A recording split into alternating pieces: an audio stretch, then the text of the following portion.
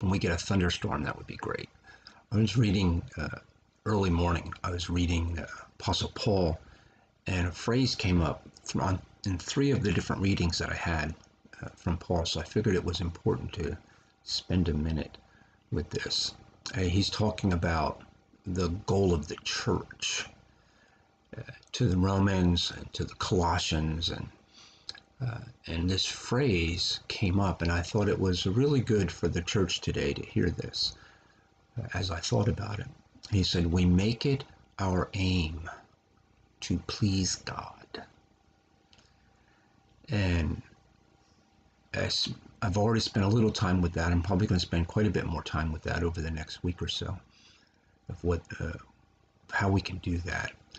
First thing that came to my mind was growing up with my parents, and there were 5 of us, and so there were always in that family with the children, there were always more than one opinion about what to do, about whose toy was whose, where were we going to go, who was in charge, who sat where. You looked at me wrong. Don't touch me anymore. He's looking at me. He's looking at me. He's looking at me. That was my family growing up. And I don't remember when I was younger, I don't ever remember thinking about how what I was doing was affecting my parents. I was just really most interested in me. It was only later in life that I was able to stop myself from saying or doing something because I knew that it would be injurious to my parents.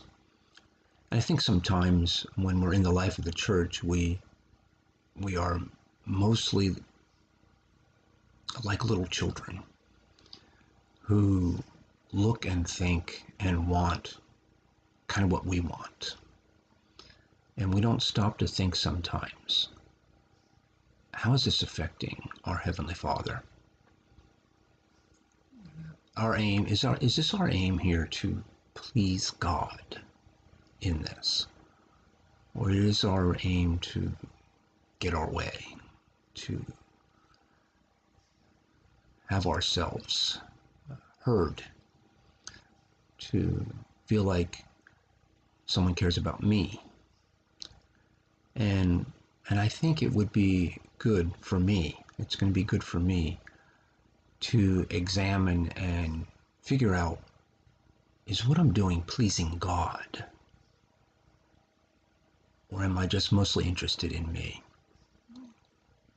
If I'm mostly interested in me, that's a very childish faith.